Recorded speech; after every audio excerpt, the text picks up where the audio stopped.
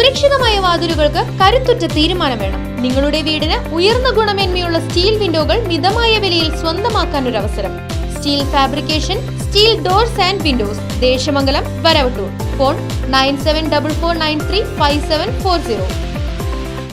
കഴിഞ്ഞ 2 വർഷമായി അന്തിമഹാകാളൻകാവ് പൂരവും വെടിക്കെട്ടും അലങ്കോലമാക്കിയതിന് പിന്നിൽ CPM-ഉം അന്നത്തെ ദേവസ്വം മന്ത്രിയുമായിട്ടുള്ള ശ്രീ കെ രാധാകൃഷ്ണനായിരുന്നു.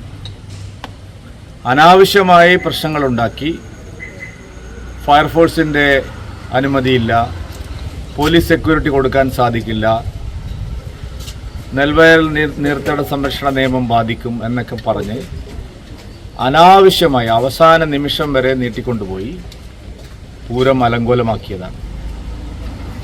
പൂരത്തിൻ്റെ ദിവസം, കഴിഞ്ഞ വർഷത്തെ പൂരത്തിൻ്റെ ദിവസം വെടിക്കെട്ടിനുള്ള എല്ലാ നടപടികളും ആരംഭിച്ചു.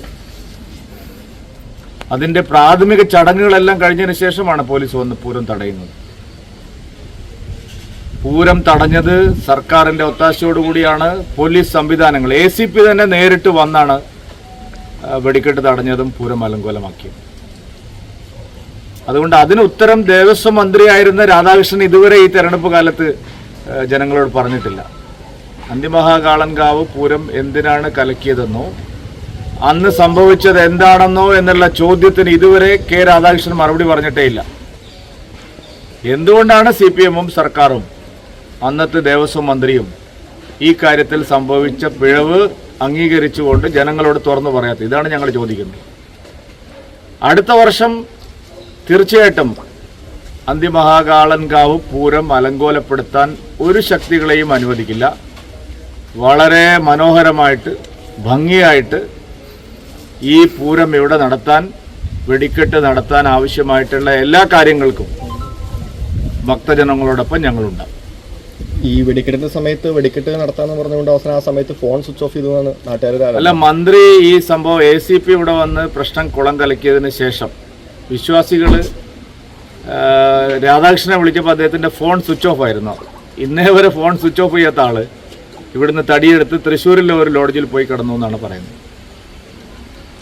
അതുകൊണ്ട് രാധാകൃഷ്ണൻ ഇതിന് ഉത്തരം പറയാൻ ബാധ്യതയുണ്ട്.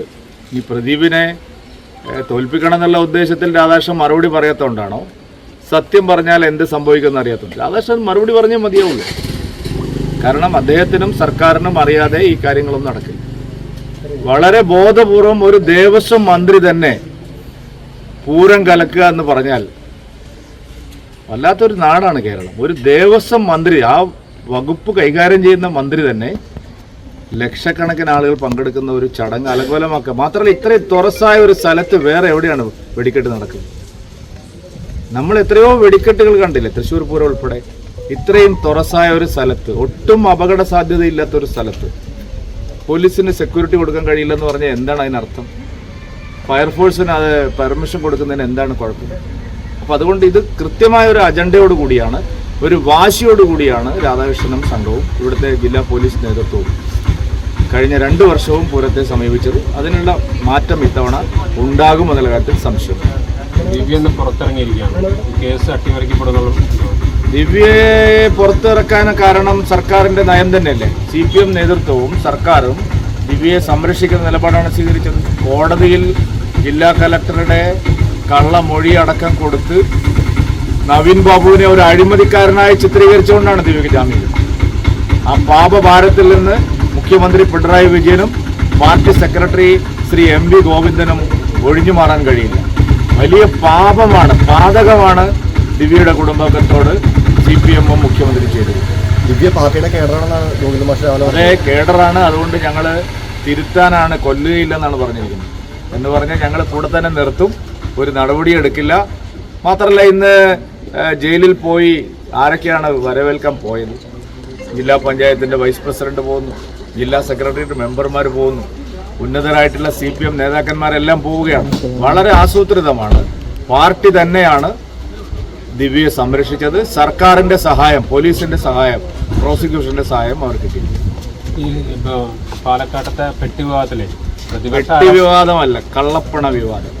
പക്ഷേ ആ റെയ്ഡ് അനാവശ്യമാണെന്ന് തുഷാർ വെള്ളാപ്പള്ളി പറഞ്ഞു. ഇല്ല, അങ്ങനെ തുഷാർ വെള്ളാപ്പള്ളി പറഞ്ഞു റെയ്ഡ് അനാവശ്യമാണ്. നിങ്ങൾ ഏഷ്യാനെറ്റിന്റെ ഉദ്ദേശം അദ്ദേഹത്തിന്റെ ഏഷ്യാനെറ്റ് ഉൾപ്പെടെയുള്ള ചാനലുകൾ ഷാഫി പറമ്പിനെയും രാഹുൽ മാങ്കൂട്ടത്തിനെയും ജയിപ്പിക്കാൻ വേണ്ടിയിട്ട് കുറെ ദിവസമായിട്ട് കൊട്ടേഷൻ എടുത്തിരിക്കുകയാണ്. എന്നോട് ആ ചോദ്യം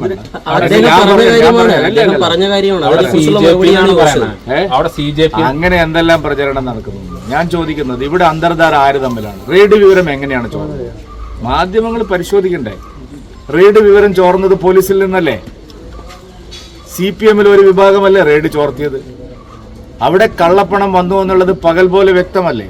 കോൺഗ്രസ് പാർട്ടിയും CPM-ൽ ഒരു വിഭാഗവും തമ്മിലുള്ള അന്തർധാരയുടെ ഭാഗമായിട്ടാണ്, LDF UDF ഡീലിന്റെ ഭാഗമായിട്ടാണ് ഇത് നടന്നിരിക്കുന്നത്. അല്പസമയത്തിന് മുമ്പ് കെ സുധാകരൻ പറഞ്ഞത് കെ സുരേന്ദ്രനെ പോലെ കള്ളപ്പണം ബാംഗ്ലൂരിൽ നിന്ന് എത്തിക്കാൻ ഞങ്ങൾക്ക് ആർക്കും അറിയില്ല എന്നാണ് പറഞ്ഞത്. ഷാഫിയോട് ചോദിച്ചാൽ മതി കഴിഞ്ഞ പ്രാവശ്യം എങ്ങനെയാണ് പാലക്കാട് കള്ളപ്പണം എത്തിച്ചത്.